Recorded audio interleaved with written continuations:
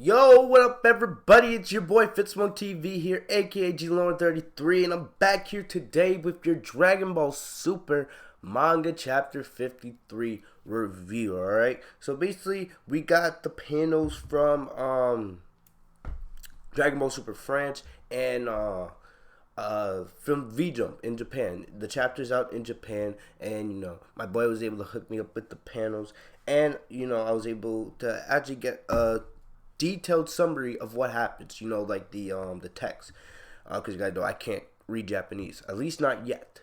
But the official chapter comes out on Viz Media in just a couple days. I believe Sunday the 20th. That's when the chapter will be fully out. If not, then Monday. All right, but probably by around Sunday the chapter comes out. But manga chapter 53, remember chapter 52 was basically around Goku and Vegeta's training. That was the title. And then we got to see Piccolo come into action. And I made predictions that we would see Krillin, Gohan, Jacko, and Tien, some of the other Z Fighters get involved. Because remember, while Goku and Vegeta are off training right now, there's no one to defend the Earth. All right, and we know Moro is sending his goons to the Earth. And, someone has to defend it. All right, and this is kind of very similar to what happened in the plot of Resurrection F when Frieza and his army came to Earth. Piccolo, Gohan, Tien, Krillin, the others, the weaker Z fighters had to defend the planet. All right, and I'm fine with this, because it gets the other characters involved. All right, we know that the likelihood of a Gohan or a Piccolo catching up or getting anywhere near the level of where Goku and Vegeta are right now in the series is unlikely. Goku and Vegeta are the stars of the Dragon Ball Super franchise, all right, and they always will be. They're always going to be the top dogs. And even though we would like to see a Gohan or a Trunks and a Goten, I kind of wish that Goten and Trunks would be fighting, because we've seen them do almost nothing in Super, nothing, other than the arc where Vegeta was purple, all right. And let's not get into that, But in this chapter, we're gonna see Piccolo, Krillin, Bulma, Dende. We're gonna see most of these fighters. We're gonna see these Z fighters actually fight. All right, so I'll give Super credit, or I'll give Toritaro and Toriyama credit for at least getting the other Z fighters involved in a way. All right, because that was one of the big issues with Dragon Ball Super, is we didn't see enough of these other characters. It was way too focused on Goku and Vegeta. And even though they are the main characters, you need sub-characters, you need side characters to help keep the story going along. Especially right now when Goku and Vegeta are still training in this chapter. Right? Nothing's changed. But we're going to go through the summary. I'm not going to be really showing any panels, just because you guys know how Shueisha is with panels on this channel. We've been in trouble with Shueisha in the past, so I'm not going to really show panels. All right, you guys know how I do. You guys have this panel is basically a general outlook of what mainly happens with Goku and Vegeta in this chapter. All right, like I said, this chapter is more focused on Moro's goons, Piccolo, and the others. So basically, Dragon Ball Super manga chapter 53. It starts off with Piccolo, Krillin, Dende, and Bulma. They are all together on Kami's lookout, and they're trying to gather fighters, because now they know that Moro and his men are going to be attacking the Earth. They need fighters to defend the planet while Goku and Vegeta are still off training. All right. Tien does have a cell phone, and they're on the lookout. And but they're able to get in contact with Gohan. But Gohan, of course, we know he's a scholar. All right. No matter how you feel about that, he's a scholar. Gohan is at a conference, and he says he will come when the conference ends. All right. And he's back in his scholar outfit. So all that, I don't know. All right, I thought, based on what happened at the end of the Tournament of Power, we would see Gohan return to his old roots, get back to at least training on a regular basis. I know not training every single day, but it seems like he just went right back into that scholar form, and he's just gonna end up the same way he was before. Right, he's gonna lose his power, lose his fighting sense in a way, and he's gonna have to regain it all over again, which is gonna make a lot of us Gohan fans angry. But Gohan does says he'll come at the end of the conference, and we see 3 notorious criminals known throughout the Galactic Patrol as Sebago's subordinates. We get introduced to Shomaka, OG-73. You could just call him 7-3 if you want.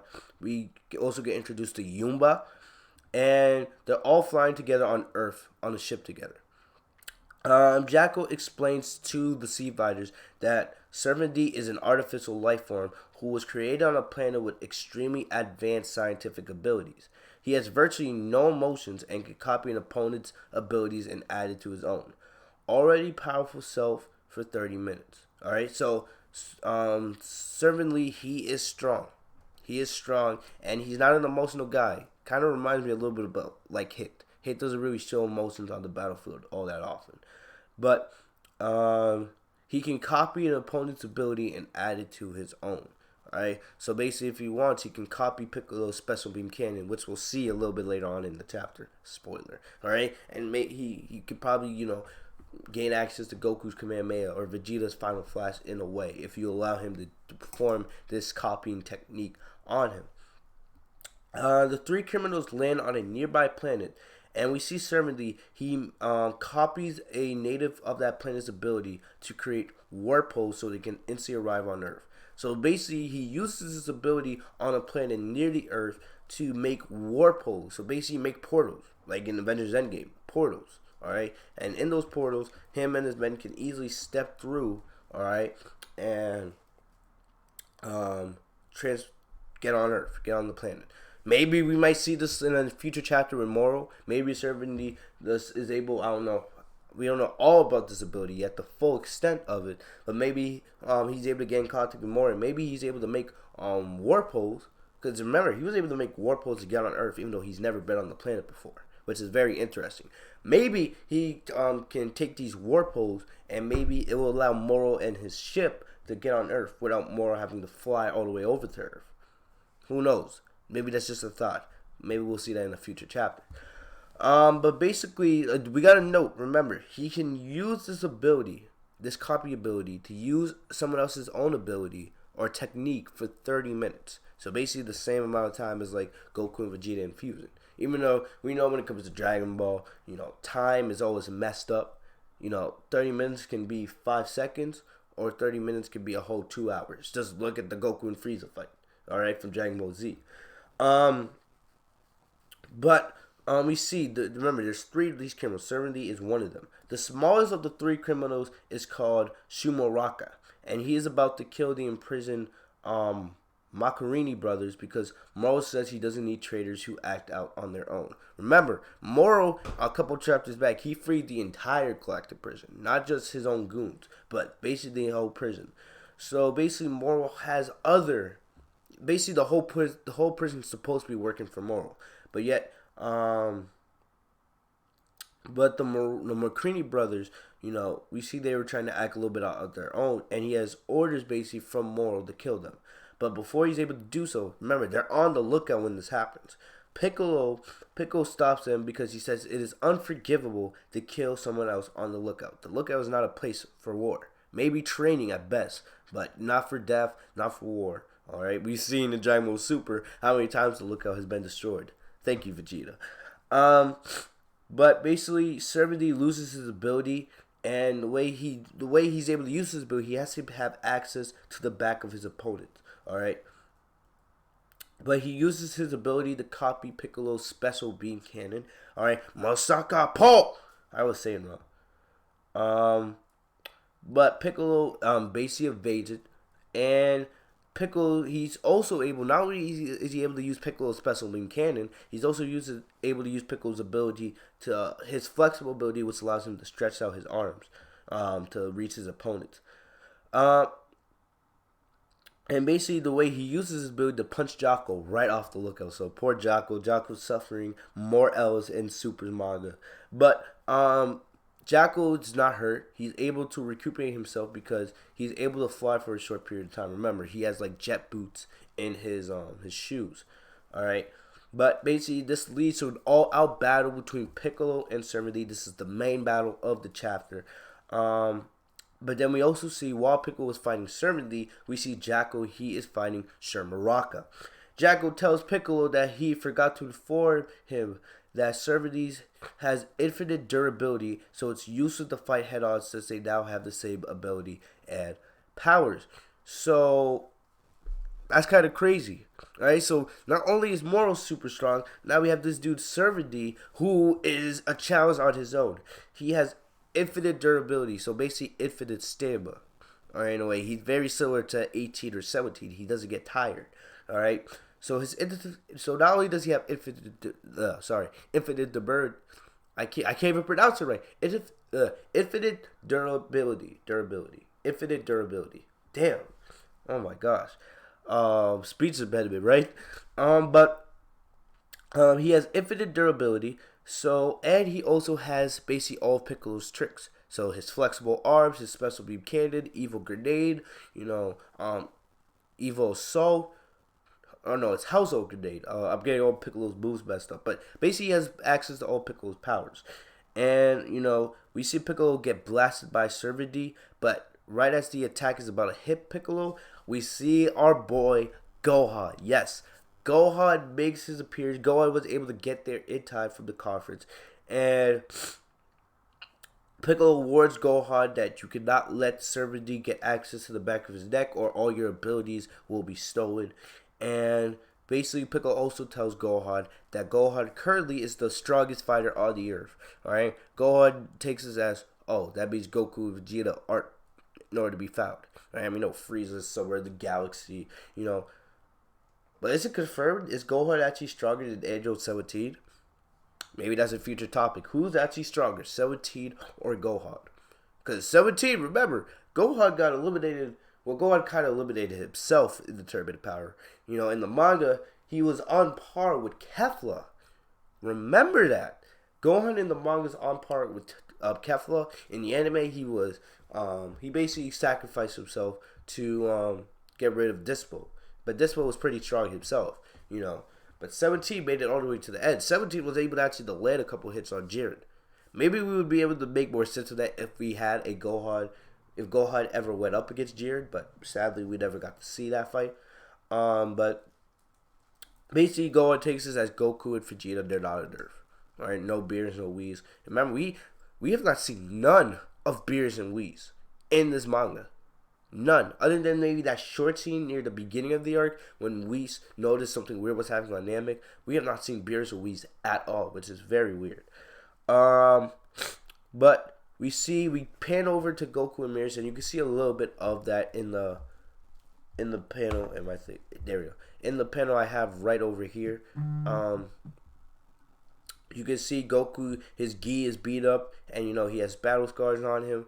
And basically he's fighting with Mirrors. He's basically more allowing Mirrors to put him on to his limit. Mirrors is not stronger than Goku, alright? But Mirrors does know of Ultra Instinct, and also Mirrors is a pretty good fighter.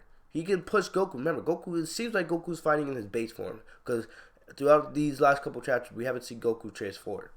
Alright? The last time we saw Goku transform was when he was actually sparring with Mirrors on the Galactic Patrol ship. Alright? But remember, Mirrors cannot take the power of Super Saiyan God, or at least the ship itself. Alright? But we don't see Goku using any of his other forms, but we see Mirrors is actually pummeling Goku. Alright? And now Goku is starting to doubt himself a little bit.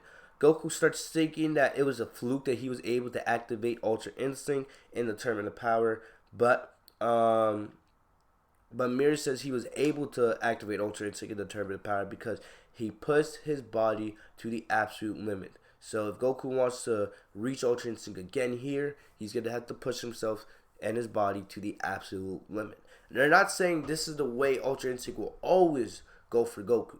But for now, since Goku can't access the ability whenever he wants, it makes sense because Ultra Instinct is such an OP form, alright, that Goku can only activate it when he's pushed to his absolute limits, alright. And then also the last couple chapters, the last page basically, which you see on here, we panned the Vegeta. So Goku and Vegeta, they barely make appearances in this chapter. But Vegeta is still on planet Yardrat. He's now wearing the famous Yardratian clothes. We all know. We've all wanted for years to see what Vegeta would look like in Yardratian clothes. And now we have it right here. Vegeta, he's basically, I wouldn't say posing, but he's in a meditation form, You know, I can imagine this is something Goku went through when he was on Planet Yardrat after he defeated Frieza in Dragon Ball Z. But basically, Vegeta gets a little bit frustrated with himself. And the Yardrat, as you can see in the back, is training him. And Yardrat tells Vegeta that he needs to have balance between his body and spirit. That's how you get this spirit control ability. It's then implied that the Yardrat tells Vegeta it will take about 150 days to master, since Vegeta is seen replying with 150 days. The translation's a little bit weird. But basically, yes, the Yardrat tells Vegeta it will take you 150 days. 150 days to master this ability. Alright, that's like basically a third of a year. Alright? And Vegeta doesn't have time for that. He needs to master this ability as soon as possible. Even though, me personally, I don't think this new ability is gonna really, excuse me, I don't think this ability is really gonna help Vegeta against Moro. It might get him a couple punches here and there, but I don't really see it really helping him that seriously.